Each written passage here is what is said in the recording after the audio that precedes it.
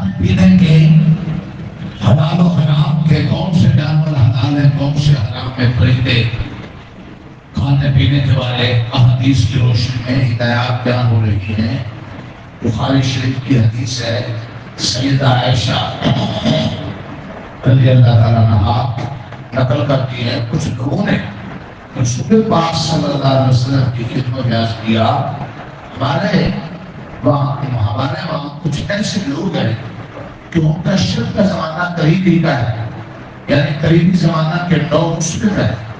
ابھی ان کی اسلامی تعلیم و تربیت نہیں ہو سکی، وہ ہمارے پاس گوشت لاتے ہیں، ہم نہیں جانتے کہ ذبح کرتے وقت اللہ کا نام لیتے ہیں یا نہیں، تو اس صورت میں وہ گوشت کھائے یا نہ کھائے، آپ نے فرمایا تو اللہ کا نام لو اور کھا لو۔ عائشہ پوچھتی ہے کہ ابھی لوگوں کی کفر و شرک کا زمانہ قریب ہے، نئے نئے لوگ مسلمان ہوئے، وہ گوشت لے کر آ جاتے ہیں، لانے والے کون ہیں؟ مسلمان، لیکن نئے مسلمان، اب پتہ نہیں انہوں نے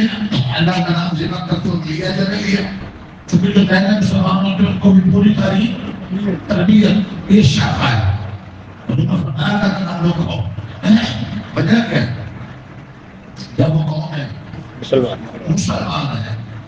تو مسلمان پر شک نہ کرو، مسلمان کہیں بھی اگر وہ ذریعہ کر رہا ہے، جانور ذبح کر رہا ہے یا کھانے پینے کی چیز بیچ رہا ہے، تو حکم یہ ہے کہ مسلمان ہونے پر اعتماد کیا ہے،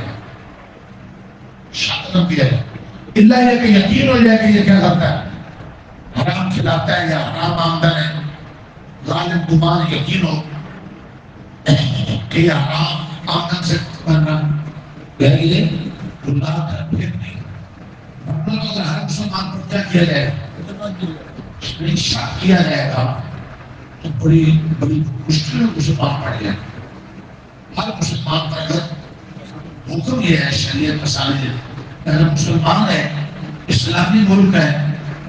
تو وہاں آپ یہی گمان کریں گے کہ انہوں نے ذبح صحیح طریقے سے ہی کیا ہوگا، اللہ یہ کہ آپ کافروں کے ملک میں، تو کافروں کے ملک میں زیادہ خدشہ کس کا ہے کہ وہاں حرام جانوروں کا گوشت ہوگا، لہذا غیر مسلم ممالک میں جب آپ جائیں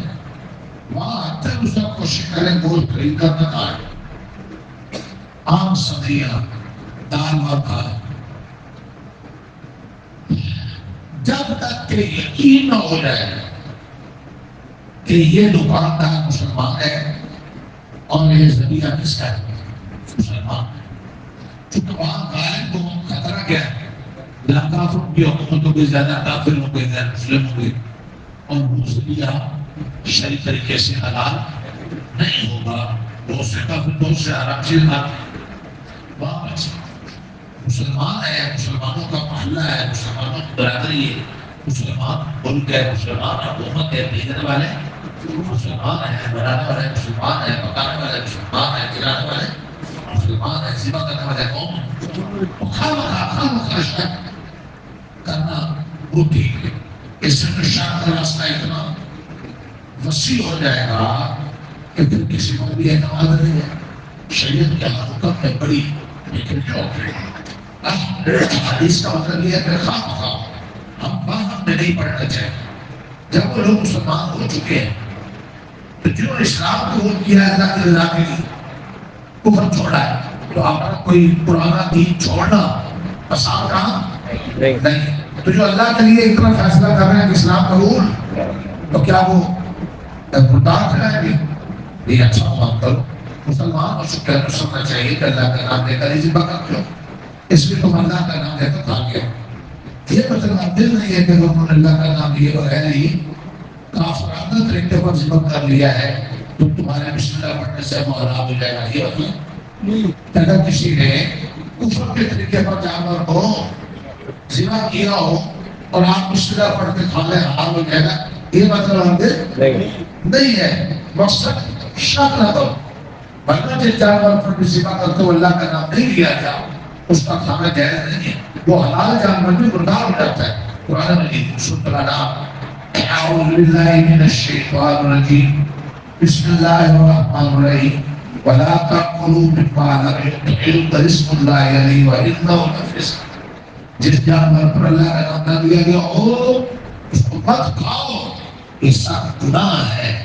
اللہ کی سب سے رہے گی اور اس دن کو مٹانے کی توفیق.